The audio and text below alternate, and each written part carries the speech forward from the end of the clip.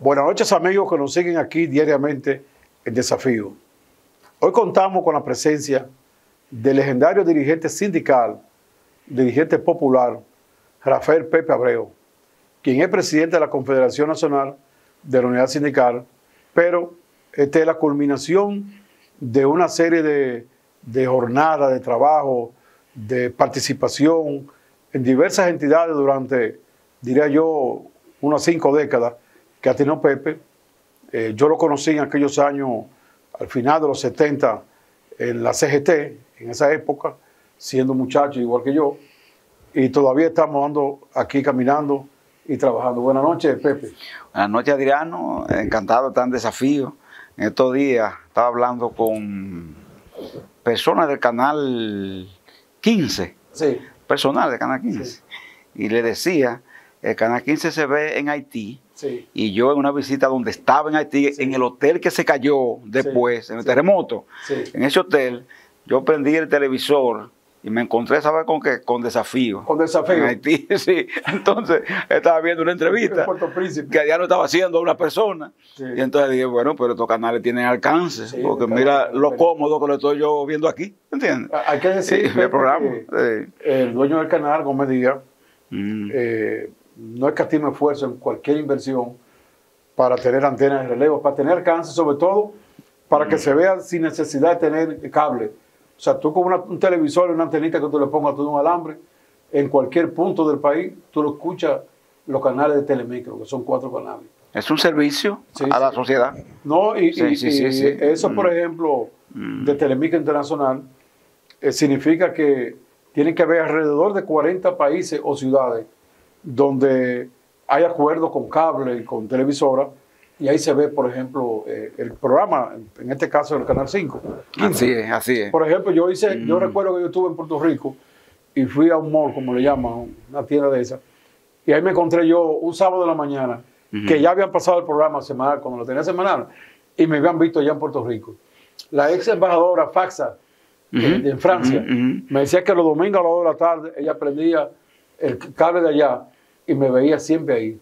Igual que Nueva York, que Miami, Panamá. Tú sabes que ahí me encontré yo con una persona que yo no esperaba, no había visto jamás, Ramón Leonardo. Estás tú entrevistándolo. Ah, sí. Y yo veo a este señor con esta melena blanca ya. Sí. Yo que me pregunté, ¿a quién es que Adriano tiene ahí? Entonces cuando comienza a hablar, ¿verdad? Y a explicar la vicisitud vivida con aquel grupo de expresión joven en aquellos tiempos. Entonces tú explicas que es Ramón Leonardo quien Tú está dijiste, ahí. pero ese es Ramón Leonardo. No, me pregunté porque veo este señor ya, ¿verdad? De aquel muchacho fuerte de los 7 días con el pueblo, ¿recuerdas? Sí, correcto. Que Totalmente hicieron ustedes de la distinto. CGT. Claro, que hicimos nosotros como CGT y que fue un acto, creo que ha sido irrepetible. Sí, no. Nadie ha hecho un acto como este. Yo creo que en pocos países se ha dicho. Se intentó en varios países y nunca como que segunda parte fueron buenas, no pudieron jamás repetir. Estamos hablando para que lo sepa la gente. 7 días con el pueblo fue la participación de todos los artistas de avanzada, de primera, de América Latina y de Europa, que vinieron aquí a cantar por la libertad. 1972, Silvio, y ahí fue que nosotros conocimos a una persona como Silvio Rodríguez, por ejemplo, como Pablo Milanés. Sí. Esos artistas no se sabía que existían. Mercedes Sosa. En este mundo no sabíamos que existían. Y esa gente llegó ahí. Porque no había internet. No había internet, no había un modo. Esos artistas no eran el típico artista comercial, común. Los guaraguaos. Eran gente de despacho muy restringido en ese tiempo. Correcto. A sus propios países, quizás. Sí. No se podían entender mucho. Y sin embargo, ese acto fue como una expansión. El propio doctor Balaguer, cuentan que él se sorprendió después, porque él lo autorizó. Sí. Inclusive los generales, después que vieron el montaje del acto y la difusión, querían como echar para atrás. Y no querían dejar entrar a un artista que Balaguer autorizó, que entraran. Que entraran, ¿no? Y Balaguer le dijo, no, ya hay que dejarlo, ya hay que permitirlo, ¿tú ves? Porque si lo paramos, es peor, todo lo que es peor, porque era ahí como que la población se movió, diríamos así entera, porque el evento se mudó de la capital a Santiago, de Santiago a San Pedro, sí se repitió en varios pueblos. Me dice Ramón Leonardo, lo dijo en la entrevista, que después conversó ya con los años con el presidente Balaguer, y Balaguer le dijo, oye, esas canciones no me gustaban porque incitaban a la masa, pero también me gustaban de lo bello que era su voz y su canción. Le dijo Balaguer a Ramón Leonardo. A Ramón Leonardo después ya hablando en otro plano. Sí. En otro bueno, nivel. eso mismo me contaba a mí Johnny Ventura, que Johnny Ventura tuvo canciones también, qué sé yo, como Los Indios, que eran canciones en los 12 años. Sin embargo, después, diferente a como se quiso decir cuando murió Johnny ahora, después Balaguer y él hicieron una buena mitad. Yo vi la entrevista también en Desafío, que tú le hiciste a Johnny, sí, vida y en realidad de esa época, ¿verdad? Hay que decir que, fíjate que nosotros fuimos enemigos de Balaguer, adversarios, toda la vida, por lo que pasó, ¿entiendes? Tú llegaste a un acuerdo con él a posterior, pero yo recuerdo que a Johnny Ventura había generales que recomendaban o la deportación o otro método más drástico.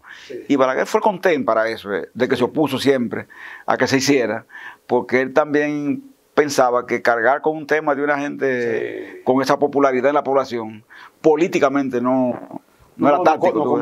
Y por eso después, como dice, pactó con ese tipo de personas, habló. Yo creo, Pepe, que creo no.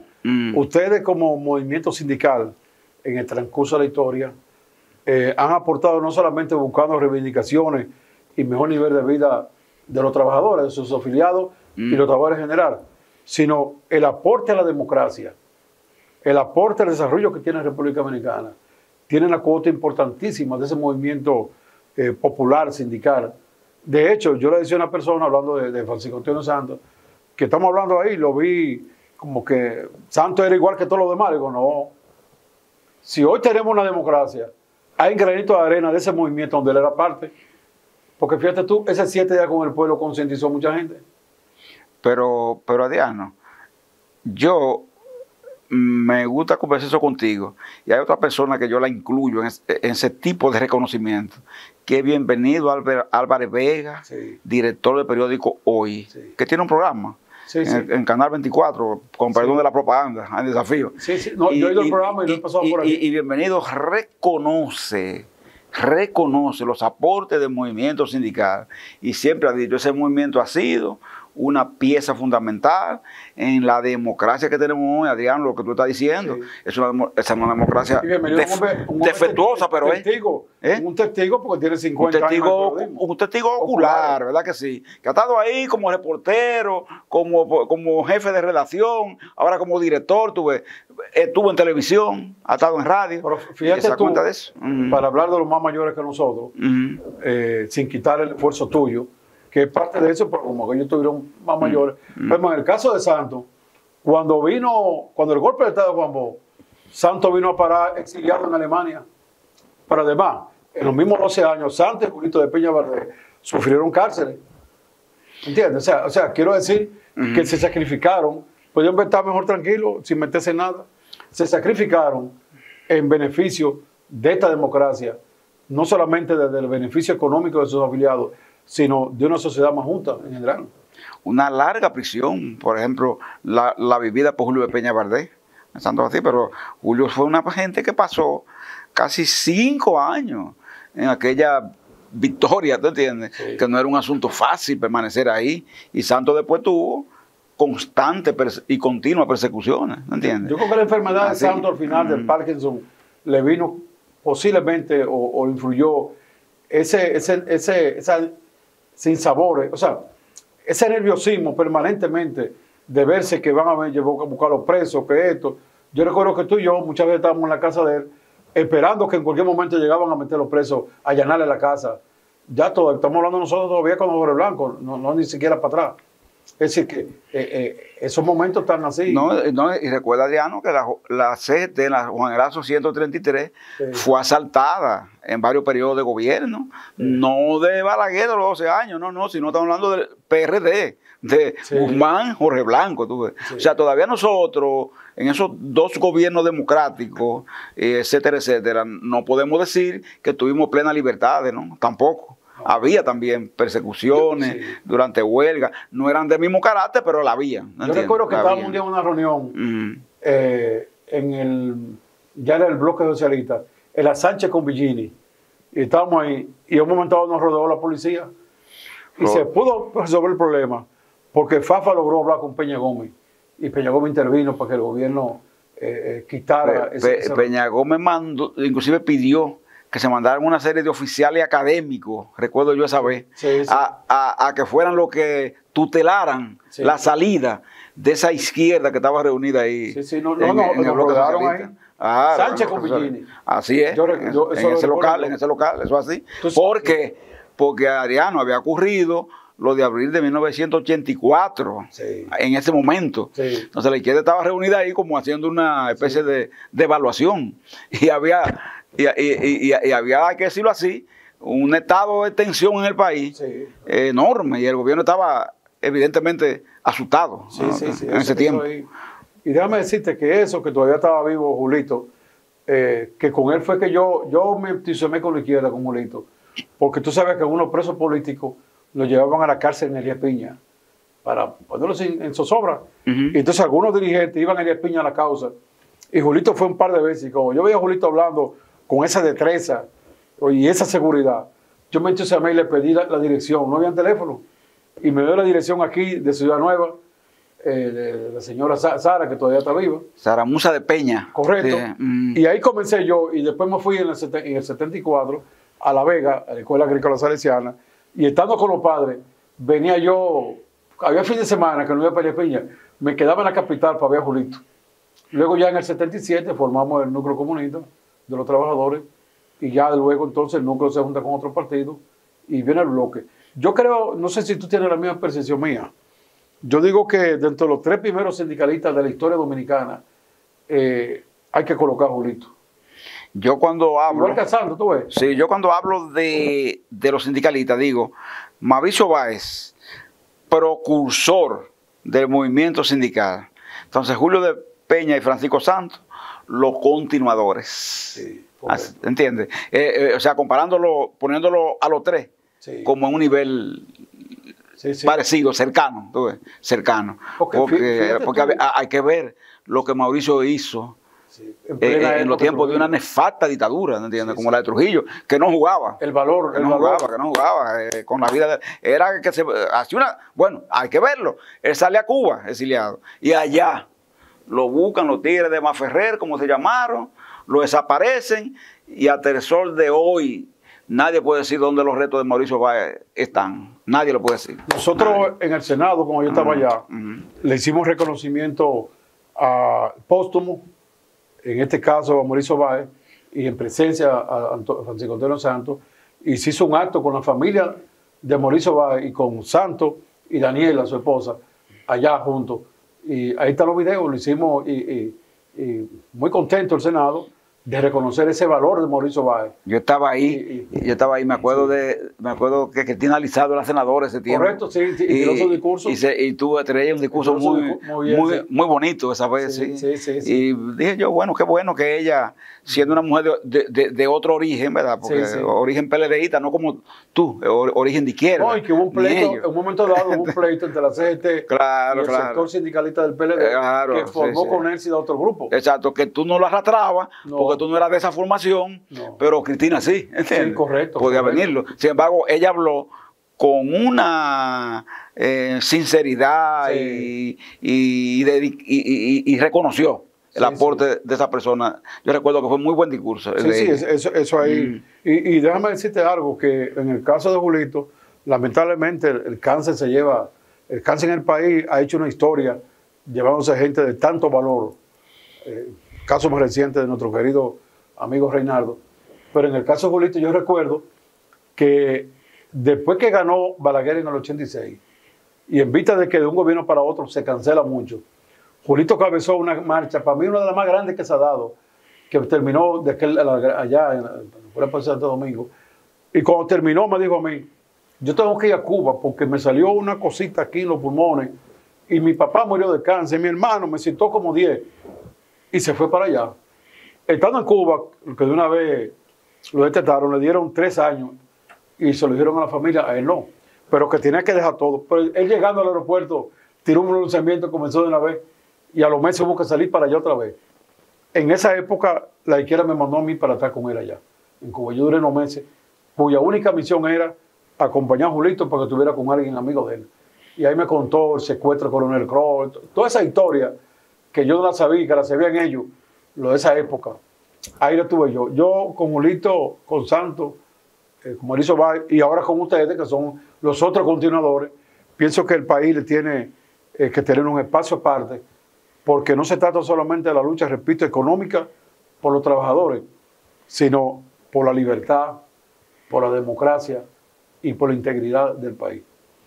Esa es la verdad. Yo, cuando uno revisa esa historia y ve cuál fue la simiente, ¿verdad?, del movimiento sindical dominicano, y ve una gente como Julito, ¿verdad?, que es uno de los dirigentes que a mí me ha empatado, Adriano, porque cuando nosotros estuvimos en la cárcel de la Victoria con Julito, una de las personas más preocupadas por la formación de los más jóvenes era siempre Julio de Peña Valdés, al punto que él construyó, con las limitaciones de una cárcel, él construyó una escuela.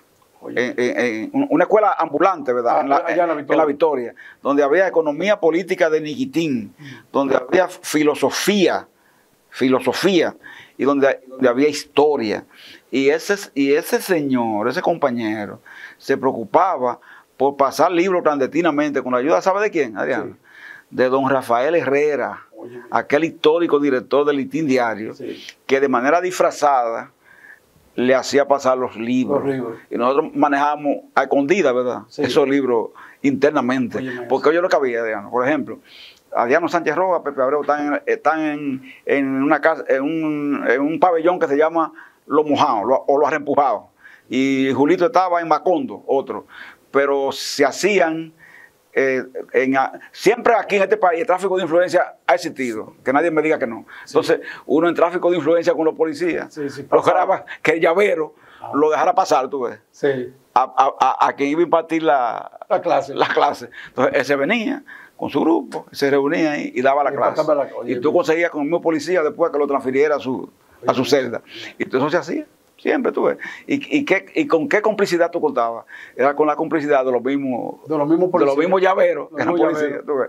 Que eran policías, ¿verdad?, que tú debías tenerle odio, pero después terminaba como familiarizándote con ellos, ¿entiendes? Y ellos contigo. Y al final compartían. Digo yo, así, Pepe, que por ejemplo, la participación de ustedes, los sindicalistas, en lo que era esa lucha por la libertad, llegó al extremo de ser partícipe de aquel acto del secuestro del coronel Kroll de Estados Unidos, agregado militar, con el objetivo de que los presos políticos de izquierda y sindicales también, que estaban presos, fueran absueltos, fueran soltados. Y que al final se llegó al acuerdo, se lo llevaron para Cuba, México y muchas partes del mundo, pero allá la CIA lo cazó y lo fue matando uno a uno. Los últimos fue nuestro amigo común, Barón. Hay que leer ese libro, Morir en Bruselas. Yo debo buscarlo, Adriano. Está ya circulando. Creo que está en librería Cuesta. Yo lo vi en librería Cuesta. Sí, Morir en Bruselas, que interesante. Y ese Gómez, ¿verdad?, es una explicación muy exhaustiva del tema. Fíjate en este dato curioso. Sí. Tú sabes que todos los participantes en el secuestro fueron casados uno por uno, a partir de que en Cuba se da una especie de rotura. Entonces una parte sale a México, otra parte sale a Europa, Bruselas, Italia, Francia, etc. Entonces, Barón es de lo que se queda en Cuba. Yo conocí en los años 80, mandado por la CDT, las dos hijas de Barón. Tania y la otra, Verónica. Entonces, fíjate en esto, Adriano. Barón es de lo que se queda en Cuba. Yo la visitaba allá. Y tú sabes, Barón, tú sabes, Adriano, que Barón es de lo que se salva, porque se quedó en Cuba.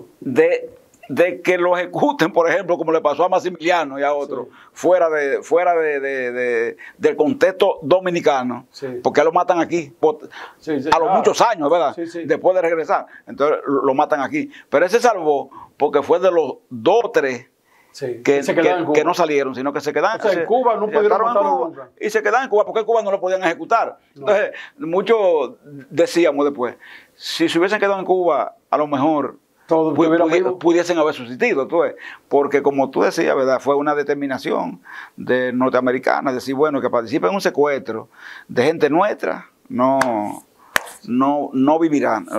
Donde quiera que esté, un día le sacaremos cuenta. Bueno, eso es Maximiliano Gómez. Y eso fue lo que hicieron. Un héroe para toda la juventud. Un seguimiento. Entonces tú conociste allá a Tania, allá, la visitaba seguro ahí en San Agustín. En los tiempos libres de la escuela de la Lázaro Peña. Yo estaba en la Lázaro Peña, allá iba. Eran muchachitas en esa época. ¿Tú no ibas a la casa de ella en San Agustín? Sí, allá que yo iba. Iba, exactamente.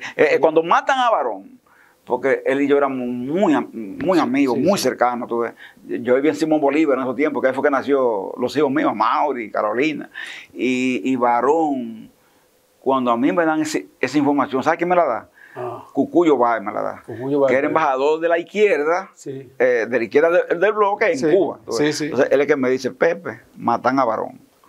Y yo le digo, pero ¿y cómo? Dice, bueno, allá en atrás, le intentó corrió, llegó a una pared alta, intentó subirla, no pudo y lo mataron ahí. Yo recuerdo que ese día tú y yo nos juntamos de aquel lado con los Sancho Zapa, no recuerdo dónde era, como que había ese día de Barón, porque fue un día duro.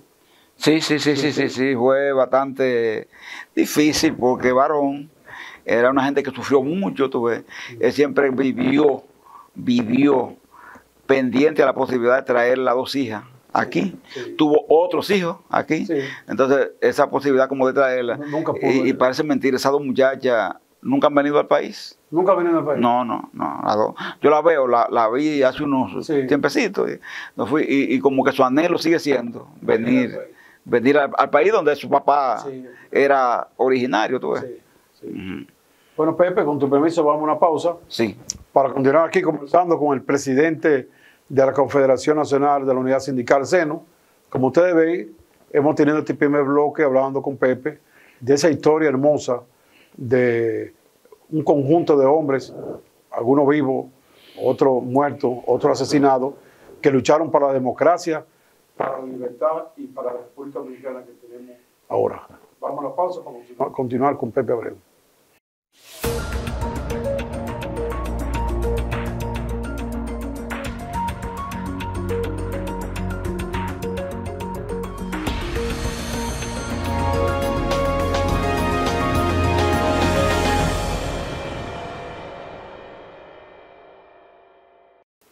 Continuamos aquí conversando con el legendario dirigente sindical, social, Rafael Pepe Abreu, presidente de la Confederación Nacional de la Unidad Sindical Senos.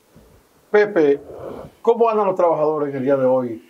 Ya ha visto lo que ha sido la pandemia, que aunque se está por ir, pero aparecen a cepas todos los días, que, qué sé yo, pone en ascua el que haya una plenitud en la economía. Viendo que hay diálogo, viendo como un aumento salarial que nunca van a ser satisfactorios, porque sabemos que llega un aumento y llegan los precios que suben para arriba, entonces tú no lo alcanzas. ¿Cómo está la situación de los trabajadores en el día de hoy? Su último que dice Adriano está siendo lo más preocupante hoy para el trabajador dominicano.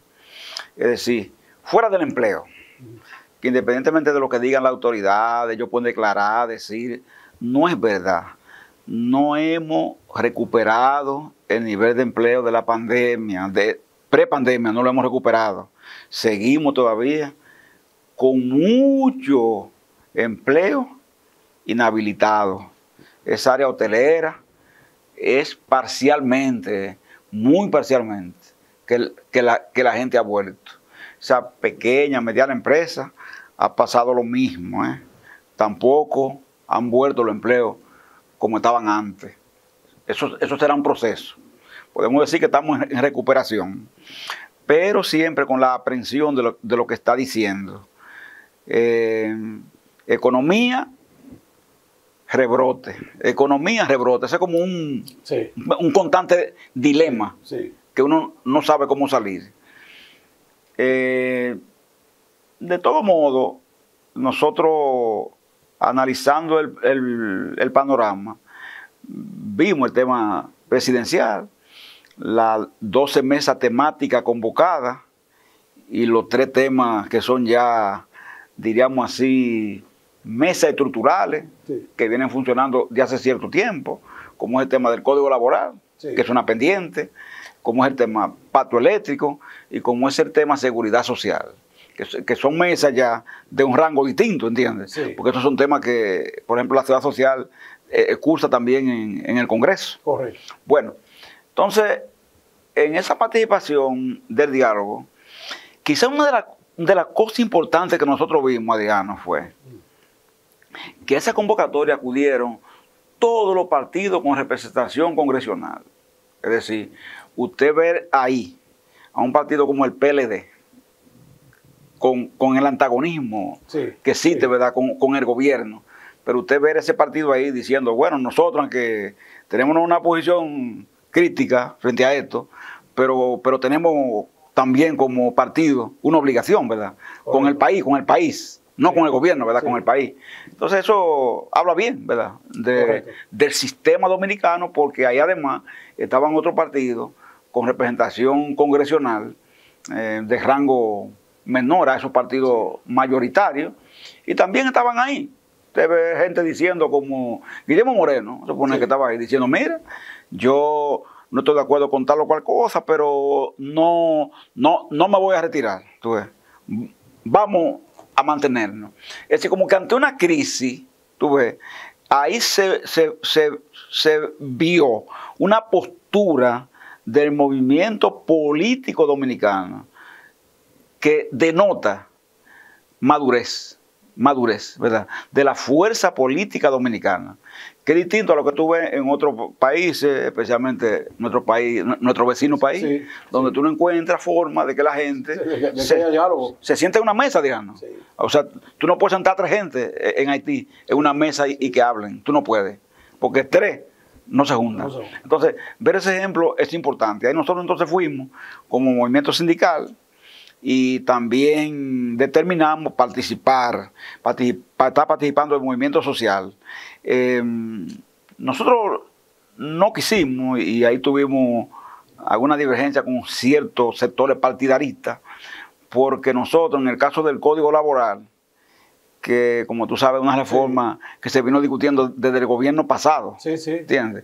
Dijimos que eso debía mantenerse en el espacio de tripartismo.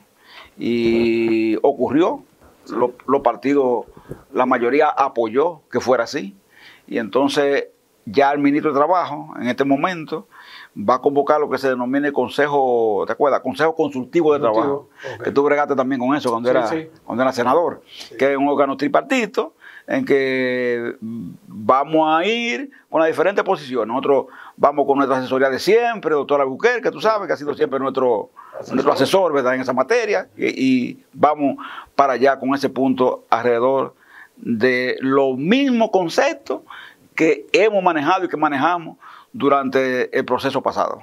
Porque, Pepe, ese código de trabajo, que fue ya el código, la crisis económica y social que se dio a principios de los 90, y yo creo que vino también influida por la perestroika, una coyuntura internacional, y provocó muchos problemas en la República Dominicana, hasta tal punto que uno veía la fila de combustible, había muchos problemas.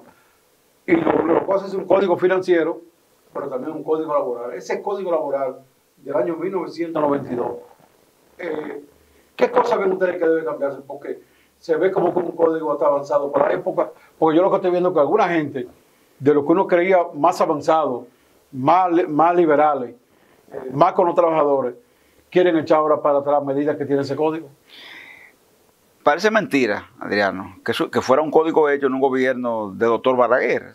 Parece mentira. Porque cuando hacemos un examen de los códigos latinoamericanos, el código más garantista que queda es el Código Laboral dominicano. del 92. Por eso que nosotros decimos que hay que ser cauto, porque nadie puede pretender que nosotros vayamos a una mesa de diálogo a negociar por debajo de las condiciones que ese código creó. Tiene que ser para mejorarlo. Pero el Código Trujillo de 51, que duró 41 años, ¿qué código lo superó? Lo superó este código, sí, el Código de 92. Sí. Entonces se presume que si vamos a una mesa, lo que debemos es, como dice, ¿verdad?, sí, superar este Código de 92, jamás pasar por debajo. Cosas para atrás, jamás por detrás, porque no podemos ir para atrás. Entonces, como dice, ¿verdad?, uno ve personas diciéndote de cierto ángulo que lo que hay que hacer, como ellos ya dicen, es modernizar, dicen ellos. Te hablan de modernizar. Sí. Pero al hablar de modernizar, esa palabra puesta en los labios, en las palabras de cierta gente, no significa progreso, ¿te entiendes? Significa, en definitiva, retraso, una visión de retraso. Ayer nosotros teníamos un encuentro con la representación de la Fundación Friedrich Ebert, sí, en el país. ¿Recuerda, verdad, esa fundación? Sí, alemana, sí, bueno, que en aquella época de la CGT nos ayudó bastante y de otros movimientos. Sí. Entonces ellos, junto con el doctor Albuquerque, vamos a hacer una especie como de evaluación de las diferentes reformas que han habido en América Latina. Correcto. De los códigos. Sí, porque Albuquerque fue partícipe de esa época. Bueno, fue hasta secretario de Trabajo de Balaguer, de lo que fue ese código. O sea, es parte de lo... ¿Cuáles fueron los que trabajaron en ese código del 92? ¿Te acuerdas que Balaguer llama a 3 juristas? Sí. Lupo Hernández Rueda, sí, un hombre de pensamiento pro-empresarial. Milton Ray Guevara, sí, el actual presidente del Tribunal Constitucional, que era un constitucionalista, pero en términos como medio. Y Rafael Albuquerque, de la parte trabajadora. Sí. Es decir, doctor Balaguer, buscó de los 3. Como era él, hace una maniobra, tú ves, sí, y junta 3 gente, como que son distintas las 3, ¿me entiendes? Entonces, lo pone a trabajar en el tema del Código Laboral. Cuenta el doctor Albuquerque que después que el Código entonces se elabora, hay que recordar que Albuquerque ya no estaba en el PLD. Recuerda que él fundó... Él retornó con partido, él fundó Partido Popular del Pueblo, ¿te acuerdas? Sí, sí. Entonces, Balaguer entonces le propone a Albuquerque. Esto lo propone a Lupo Hernández Rueda primero, representante empresarial, como que asuma, tú sabes, el Ministerio de Trabajo para empujar lo mismo que ellos habían hecho. Sí. Entonces, cuenta la historia como que Lupo dijo no sentirse como en ánimo de asumirlo, porque eso concitaría crítica, sí, hacia él, porque como nosotros lo acusábamos de propatronal. Sí, en verdad. Entonces él le propuso a Albuquerque dice que en primera impresión para él fue como... Pero después, terminó aceptando. Fíjate la cosa de la vida, Diana, en lo que tú dices de la lucha por la democracia. ¿Tú te acuerdas del Centro Social Obrero, verdad? Sí, sí. Parque Riquillo, ahí al frente, ¿verdad? Ahí. Ese centro, cuando Balaguer llegó al poder, 66, lo ocupó militarmente. Porque ahí era que se reunía FOUSA, aquello que... Sí, sí. Todo el comunismo de izquierda sindical. Entonces, cuenta porque él se acercó a Balaguer y le dijo, doctor, mire, usted está en una etapa democrática. El Centro Social Obrero, aquella vez, y Balaguer le dijo, no, haga la acción, haga el decreto. Sí. Y devuélvale eso a las centrales sindicales. Sí, se lo devolvió. Él no lo devolvió. Y el local donde tú has ido, allá en la Juan Erazo ahora, detrás de Amé, ese local, ese fruto de una permuta, que se dice, una permuta con la Gran Vía, que necesitaba el Centro Social Obrero para hacer un parqueo. Recuerda que la Gran Vía está en la Duarte, ¿verdad? Y entonces, en cambio de ese centro, ellos no hicieron el edificio de las centrales. Y eso sale poco en la historia, pero fue parte como de Balaguer resarcir lo ocurrido antes, porque él llegó a una etapa ya en los 10 años, como que estaba, cosas que pasaron en sus 12 años, como tratando de... Pero yo te voy a decir que me pasó a mí. Bueno, ocurre que yo, siendo administrador del Banco Agrícola, y Santo, con esa amistad que teníamos, Santo, contigo y conmigo, que éramos como hijos de Santo. Así es. Santo, había muchos problemitas vinculados al sector agropecuario que Santo me decía, Por ejemplo, en Monteplata, Villeta, que era el gobernador, Villeta, que era de la gente dura. Que participó en Mirabal. Bueno, ese Villeta era el gobernador de Balaguer. Y tenían una tierra, le habían quitado una tierra a un grupo de familias que tenían 60 años viviendo ahí. Ya había estado muerto. Cholo Villeta. Cholo Villeta. Santo estaba detrás de que esa gente que tenían tantos años viviendo se les respetara. Pero también vi un caso en la Yaya de Asua. Entonces, Santo, yo comencé con Santo a ver si lográbamos esa justicia social. En eso, varias veces, tuve que montar Santo en los helicópteros de la Fuerza Aérea para ir a la Yaya, para Monteplata. Y cada vez que yo lo montaba, el DNI y un director de Foresta que había, iban de Balaguer a decirle que yo estaba montando a los comunistas en los helicópteros de la Fuerza Aérea. Pues Balaguer me pregunta a mí, ¿y qué es lo que está pasando? Como me dicen que usted está en esto. Digo, ¿cómo, presidente? Sí, la inteligencia me está diciendo eso. Digo, presidente, yo estoy montando ahí a Francisco Antonio Santos. ¿Es de la CGT? Digo, sí, presidente. ¿Usted sabe por qué? Porque Santos en los últimos tiempos se ha dedicado a la educación. Tanto tenía un programa de radio, estaba metido en los haitises, y Santos está concentrado en esa educación sindical, popular, ecológica, y yo quiero, presidente, que usted lo haga director de Infotea Santos. ¿Y cómo va a ser? ¿Tú crees que él aceptaría? Digo, bueno, yo estoy trabajando a ver si lo quiere aceptar. Ah, no, pues siga así, me dijo Santos, siga así. Pero el tiempo avanzó y la realidad es que yo nunca llegué a decir solo a Santos. Pero la idea mía era que Infotec, que era que tenía los recursos para educación, cayera en manos de Santos, que iba a ser en manos de ustedes mismos. Es decir, que los mismos trabajadores, vamos a decir así, tuvieran su escuela dirigida, porque siempre había un director de Infotec que era antiobrero. ¿Me entiendes? O sea, eso me dijo Balaguer, sí, a ver si conquistábamos a Santos. Santos nunca llegó a darse cuenta de eso porque en eso vino, le quitaron 2 años a Balaguer y se cortó todo. Y esa era una de las ideas que yo tenía. Pepe, esa es la vida, ¿eh? Sí, la vida. En el año, creo que fue en el 18, ustedes trabajaron una propuesta de modificación a la ley 8701. Eso que fue relacionado con algunos senadores, ustedes nos lo dieron un día del trabajo, que fue ahí mismo. A mí, Rubén Toyota, José Hito Jacín, Huichardo de ahí. Y ese proyecto, mientras yo estuve ahí, lo mantuvimos activo. Incluso llegamos a tener unas sesiones fuertes de análisis en lo que fue la parte de pensiones. ¿Tú te recuerdas que tú tuviste mucha discusión con Kissy Jaque ahí, en el marco de esa ley? Que incluso eso está grabado porque yo llegué a pasarlo por aquí, por el desafío. Esa discusión en que está de la modificación, porque la ley es un espíritu bueno, pero ha tenido muchas fallas que indudablemente que ya después de 20 años merece que esa evaluación se mejore, se fortalezca. ¿En qué están esas discusiones? Por eso es que yo siempre digo, Adriano, que todo esfuerzo vale en algo siempre, sí, en la democracia. Así que uno nunca puede decir que esto no sirve para nada, aquello no sirve tampoco, esto no sirve. Uno tiene que creer siempre, ¿verdad?, en que si hacemos un tema es por algo, ¿verdad? Fíjate que en ese momento que tú asumiste eso, sí, y convenciste a otros senadores de que lo asumieran también, era, yo diría, muy riesgoso hacerlo, porque todavía muchos sectores de la sociedad no entendían el tema del abordaje de esa ley, sí, y su modificación. Era como adelantarse, ¿verdad?, sí, en el tiempo. Sin embargo, se hizo. Yo recuerdo que hicimos en el Club Mauricio Báez. ¿Te acuerdas, Adriano? Ahí fueron ustedes ese 1 de mayo. Sí. Bueno, pues ese anteproyecto ha caminado. Está hoy en una comisión bicameral.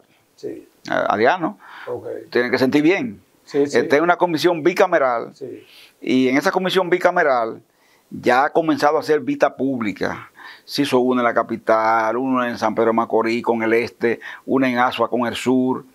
Ha ido caminando. Ha ido caminando. Una en Santiago con el norte, una en San Francisco de Macorís con el nordeste. Sí. Ha ido caminando, ¿verdad que sí? Muchas gracias. Agradecemos a Pepe su presencia y será entonces hasta la próxima con un programa aquí de Desafío.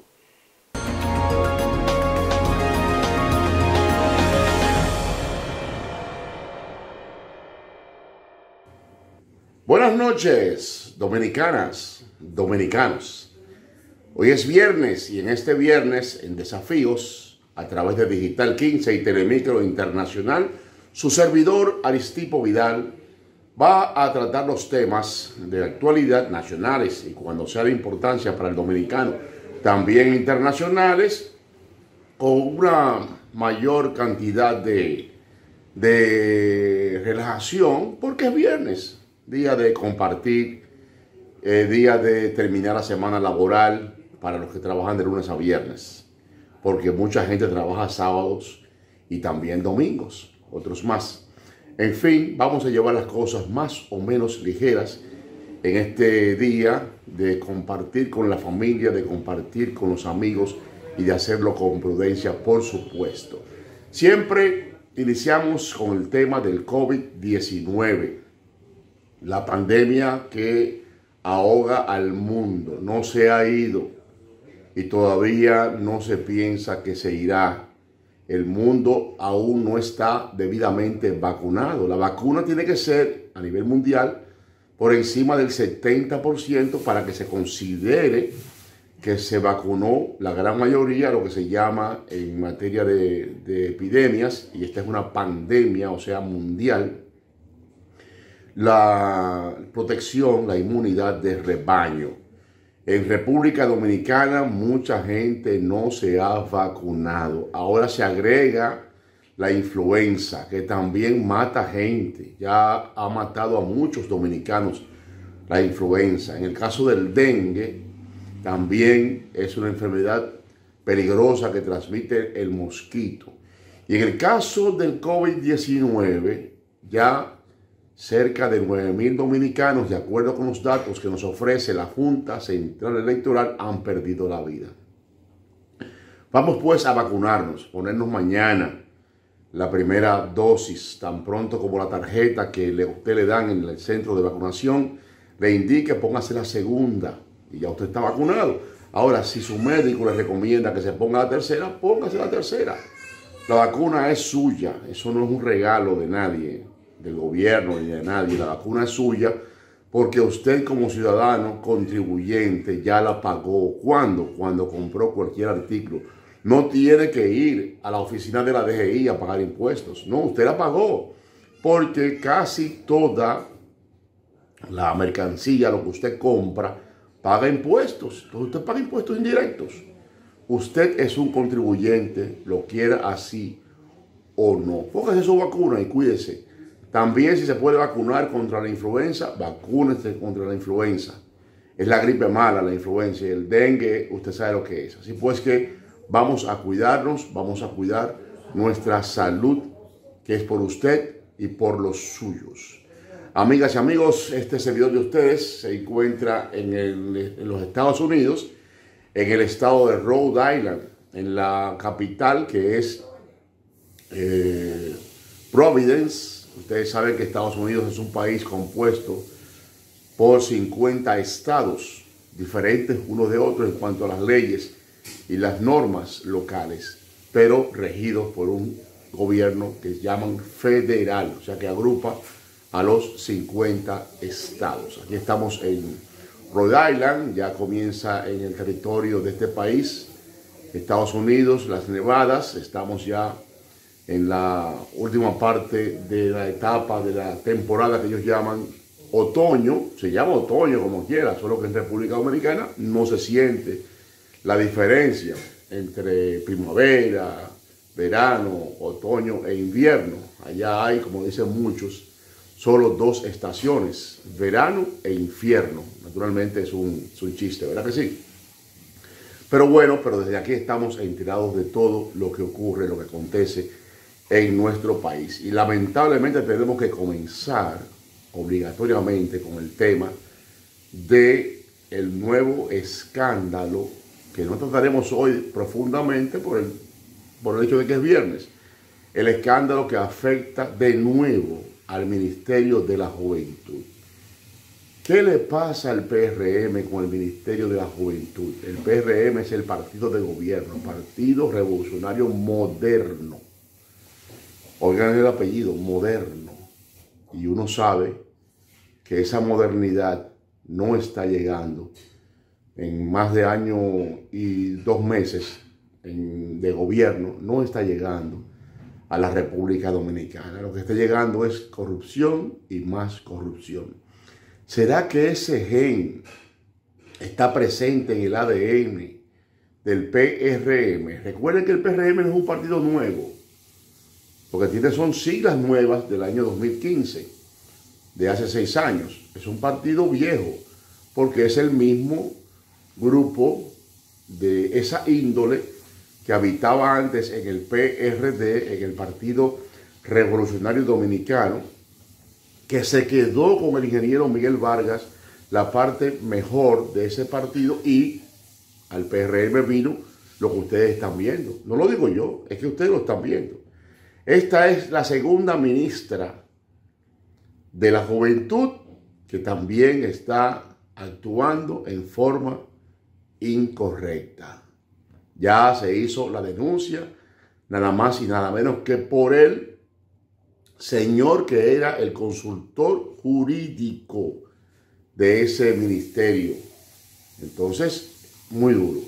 Pero eso lo veremos el lunes, porque los viernes no queremos meternos muy profundo en estos temas que intranquilizan a la ciudadanía, a la sociedad dominicana, ¿verdad? No es el caso. Los viernes nos preguntamos qué pasa con la ley de hidrocarburos, porque como cada viernes ya los precios se anunciaron para los combustibles en la República Dominicana para la semana que comienza mañana sábado hasta el otro viernes que viene. Y el PRM, por eso la pregunta, cuando era oposición, recordamos todos al propio hoy presidente de la República, Luis Abinader, y al ministro actual administrativo de la presidencia, entonces senador, señor Paliza, hablar de la ley de hidrocarburos. Es un abuso, decía el señor Paliza, pero ya te tienen año y pico gobernando con una mayoría en ambas cámaras, tanto en el Senado como en la Cámara de Diputados, y no han propuesto el cambio de la ley, lo mismo que el ministro actual de Industria y Comercio, el señor Bisonó. Por eso es la pregunta de cada viernes: ¿cuándo van a proponer el cambio para permitir que el combustible baje en República Dominicana? Yo le respondo yo mismo: nunca. ¿Por qué? Porque la actual ley de hidrocarburos contiene un impuesto a todos los combustibles para el pago de la deuda externa. Y un gobierno que se ha endeudado más y más, que ya lleva cerca de 15,000 millones de dólares más prestados, un gobierno así no va a cambiar la ley, porque entonces no podría pagar nada, muy poco, de la deuda externa. Este es un gobierno que tanto habló cuando eran partidos de oposición, que se han endeudado hasta la coronilla, al punto de que el 70% del Producto Interno Bruto de la República Dominicana, que quiere decir lo que se produce en un año en el país, está comprometido con la deuda externa. Entonces, eso nunca lo van a pagar. La comedia de la semana, otro elemento que enfocamos los viernes, lamentablemente vuelve a ganársela el propio presidente de la República, porque va a todo. Un presidente es un jefe de Estado. No está supuesto a ir a todo, donde no es protagonista. Y lo último que hizo esta semana fue a un reconocimiento que le hizo el Senado de la República al gobernador del Banco Central. Tanto que hablaron de ese gobernador cuando era gobernador de los gobiernos de la oposición hoy, o sea, del PLD, tanto que hablaron. Por eso lo señalamos.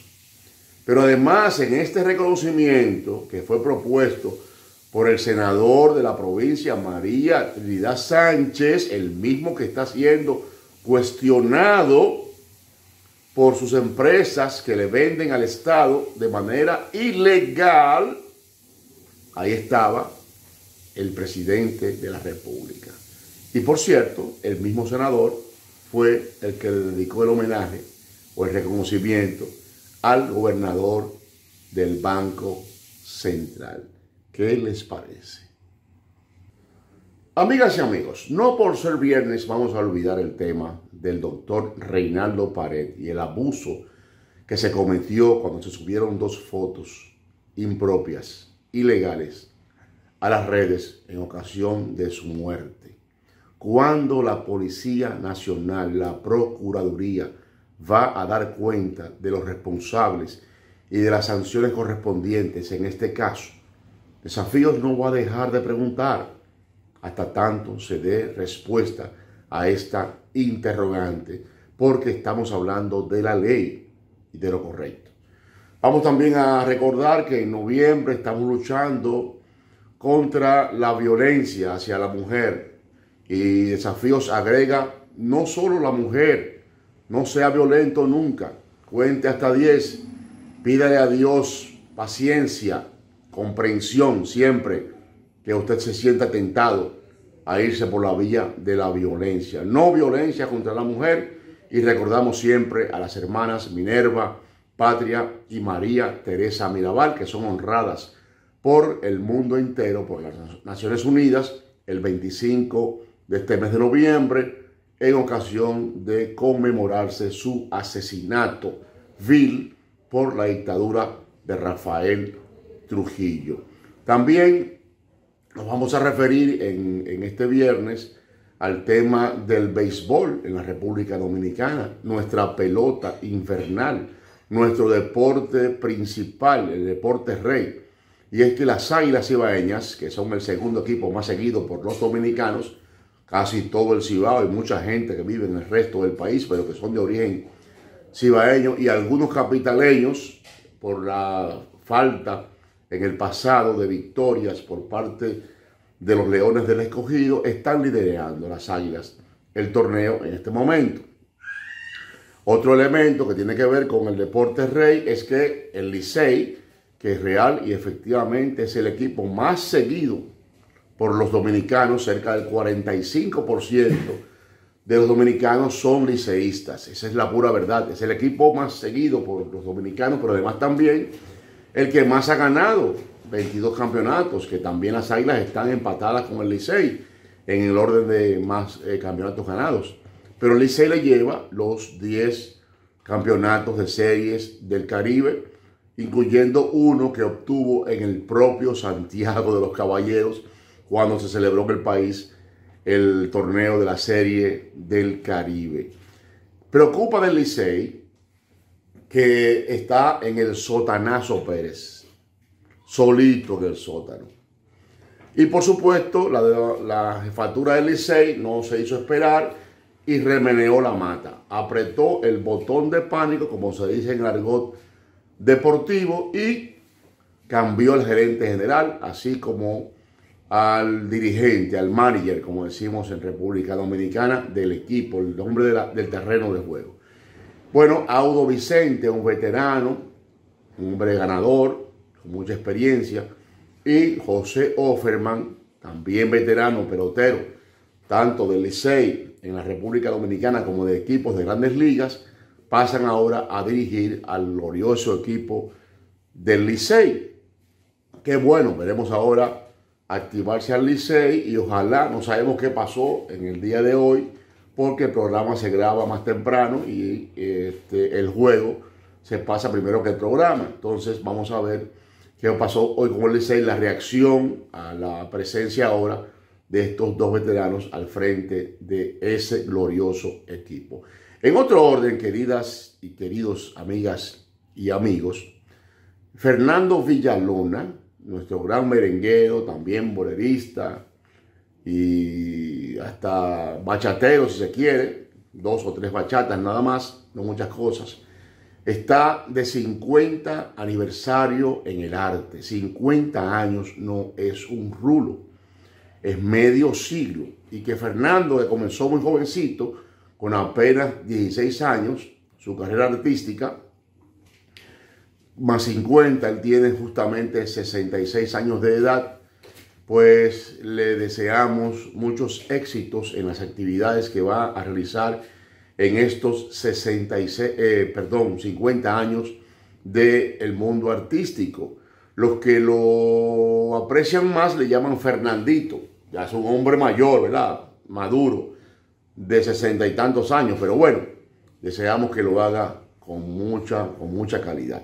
Fernando tiene, eso sí, mucha calidad. También en este viernes vamos a referirnos al doctor Abel Martínez, aspirante presidencial por el partido de oposición, el Partido de la Liberación Dominicana, quien está recibiendo más y más apoyos. En esta semana recibió el apoyo de los legisladores PLDistas, que ya lo habían manifestado, pero hizo una actividad, un acto en el que además de estos legisladores, que son la gran mayoría, que lo respaldan a él, recuerden que hay otros aspirantes en el PLD, incluyendo a la doctora Margarita Cedeño, a la doctora Marixa Hernández y al doctor Francisco Domínguez Brito, que están todos activando detrás de la candidatura presidencial del PLD, pero los legisladores PLDistas prefieren al doctor Abel Martínez, quien estará además también en esta semana buscando el apoyo de otros sectores internos en el PLD y gente de fuera de ese partido. Por su parte, el presidente del PLD, el licenciado Danilo Medina, juramentó a un grupo nutrido de profesionales en las filas de ese partido, así como de empresarios del país como de los Estados Unidos. Finalmente, en este viernes, amigas y amigos, vamos a referirnos a nuestro consejo de valores que hacemos semanalmente, y es amar profundamente a su familia. Quiera a los suyos, primero que nada.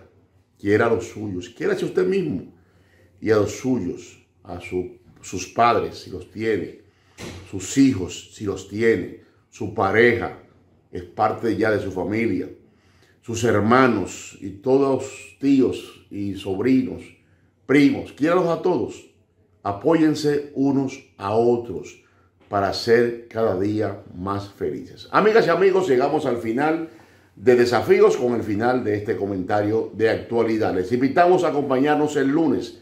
Así pues que hasta el lunes, si Dios quiere, dominicanos.